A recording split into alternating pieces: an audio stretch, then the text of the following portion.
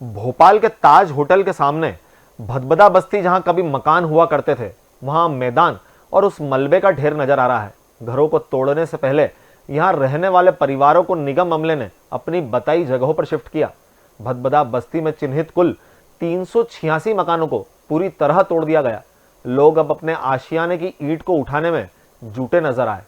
दरअसल अपनी सालों की मेहनत के सिर छिपाने को बनाए कच्चे पक्के मकानों को लोग अपनी आंखों के सामने ताश के पत्तों की तरह बिखरते हुए बेबसी से देख रहे हैं। कुछ की आंखों में आंसू सूख चुके हैं तो कुछ के आंसू थमने का नाम नहीं ले रहे। बड़ी झील किनारे जहां कभी लोगों के आशियाने हुआ करते थे, वहां मलबे का ढेर है और उसके सामने गृहस्थी का सामान कबाड़ की तरह पड़ा हुआ है। भदभदा बस्ती को जहां छावनी में तब्दील कर दिया गया, तो वहीं बस्ती से 1 किलोमीटर के दायरे को सील कर दिया गया। यहां प्रशासन, पुलिस और नगर निगम अधिकारी कर्मचारियों के सिवा किसी को आने जाने की इजाजत नहीं है। ऐसे में विस्थापन की मार झेल रहे भदभदा बस्ती में रहने वाले दुनिया से कट गए हैं। हालात यह है कि नाते रिश्तेदार खाना पीने के साथ भी बच्चों के लिए दूध और अन्य सामान लेकर पहुंच रहे थे, लेकिन पुलिस उन्हें बस्ती में दाखिल नहीं होने दे रही थी। इधर बस्ती में प्रशासन का फोकस सिर्फ बस्ती को जल्द से जल्द समतल मैदान में बदलने का था। यहां लोगों के खाने पीने की कोई व्यवस्था नहीं थी। शहरवासियों के चेहरे पर विस्थापन का दर्द साफ झलक रहा है। घर छोड़ने वाले परिवारों के आंसू नहीं थम रहे हैं। एसीएन भारत ने बस्ती का जायजा लिया और लोगों से आप बीती सुनी। एनजीटी के निर्देश के बाद भदभदा बस्ती में 386 परिवारों के आशियाने पर बुलडोजर चल गया। 4 दिन तक चली इस कार्रवाई के बाद अब पूरी बस्ती मलबे में तब्दील हो चुकी है। जिन लोगों के आशियानों को उजाड़ा गया, वो लोग आज खुले आसमान के नीचे रहने को मजबूर है। प्रशासन ने जो वादे किए थे, शायद उस वादे से प्रशासन भी मुकर गया और सुविधा के नाम पर कुछ नहीं मिला। हम बात करते हैं ऐसे ही लोगों से, क्या क्या वादे आपसे किए गए थे? हमसे वादा तो घर देने का किया था, लेकिन कोई घर वगैरह नहीं दिया गया है। आज हम लोग घर देखने गए थे कलखेड़े में, तो वहाँ के साइट इंजीनियर से जैसे कि मेरी बात हुई थी, तो वो बता रहे हैं अभी तो ये जो शासन द्वारा हम लोग को बोला गया है कि थोड़ा धीरे धीरे घर बनाइए।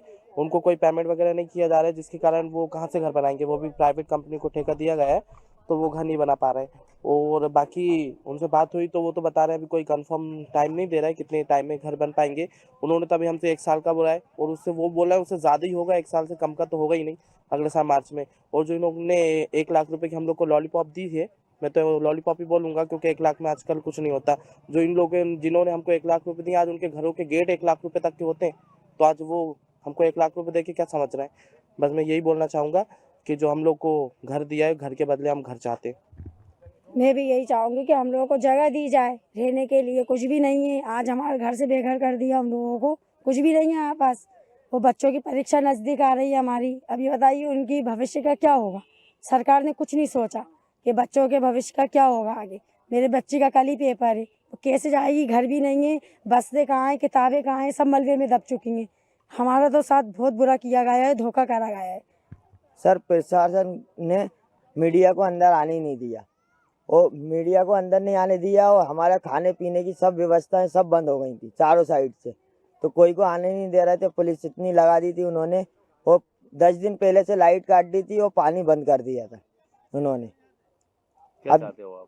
हम ये चाहते हैं कि हमें कम से कम अपनी जगह मिल जाए, वो लोग जगह दे दें या फिर कहीं मल्टी दे दें। ना कुछ मल्टी दी, ना जगह दी, खाली 1 लाख रुपए दिए कि नहीं 20 मकान हटाएंगे हम पहले 1 लाख रुपए, उसके बाद अपन बात करेंगे। तो उसके बाद ना बात करी उन्होंने, और पूरे फिर तोड़ना चालू कर दिए। खाली वो अंदर घुसना चाह रहे थे, उसके अंदर घुस के उन्होंने पूरे तोड़ दिए मकान। 20-20 की बात हुई थी, उसके बाद उन्होंने सारे मकान तोड़ दिए, मौका नहीं दिया सामान उठाने का, और ना हमें जगह दी कि हमें कहीं शिफ्ट कर दे, तो हम खुद ही लोग चले आते। कुछ भी नहीं बोला गया हम लोगों से, बस आए और धड़ाधड़ तोड़ना शुरू कर दिया। और सर, जो सरकार कहती है पढ़ेगा इंडिया तभी तो आगे बढ़ेगा इंडिया, तो क्या ये जो इसमें लाखों रुपए एडवर्टीजमेंट में खर्च किए जाते, तो क्या ये इसलिए खर्च किए जाते कि जब एग्जाम चले बच्चों के घर तोड़ दो? तभी ये जो खर्च किया जा रहा है किस लिए किया जा रहा है? क्या बस दिखावे के लिए किया जा रहा है क्या? ये जो खर्च किया जा रहा है एडवर्टीजमेंट पे, लाखों करोड़ों रुपए खर्च किया जाता है, ये पढ़ेगा इंडिया तभी तो आगे बढ़ेगा इंडिया। ऐसे बढ़ेगा इंडिया? ये लोगों के घरों तोड़ तोड़ के, है ना, पूरी बस्ती हो जाएगी। तो आपने देखा कि जो सुविधाएं देने की वादे किए गए थे, शायद वो सुविधाएं भी इन लोगों को नहीं मिली, और गहरा रोष ऐसे लोगों के बीच में हैं जिन लोगों ने ये उम्मीद जताई थी कि काश घर के बदले इनको घर मिल जाता, लेकिन घर के बदले घर तो नहीं मिला। लेकिन जो घरों को तोड़ा गया वो आज पूरी तरह से मलबे में तब्दील हो चुके हैं। लोग अपनी एक एक ईंट यहाँ से खुद उठा रहे हैं। अब ये इनका आसरा क्या होगा ये तो भगवान ही जाने, लेकिन इतना ज़रूर है कि अब ये लोग फुटपाथ पर आ गए, आसमान के नीचे रहने को मजबूर हो गए। शायद इनकी सुध लेने वाला भी अब कोई नहीं बचा है। तोड़ने से पहले जो वादे किए गए थे वो वादों को भी अमल में नहीं लाया गया, और यही वजह है कि आज ये लोग काफ़ी परेशानी की स्थिति में यहाँ पर है। इनके बच्चों की परीक्षाएं चल रही हैं, अब परीक्षाएं कैसे देंगे ये बड़ा सवाल अभी भी यहाँ पर बना हुआ है। कई लोगों का सवाल है कि जिस तरह से प्रचार प्रसार में शिक्षा को लेकर जो प्रचार प्रसार किया जा रहा है, क्या उसको इसी मलबे में देखा जाएगा जिनके बच्चों के जो स्कूल बैग थे वो मलबे में दब चुके हैं। कैमरामैन गौरव झा के साथ आबिद मुमताज, एशियन भारत, भोपाल।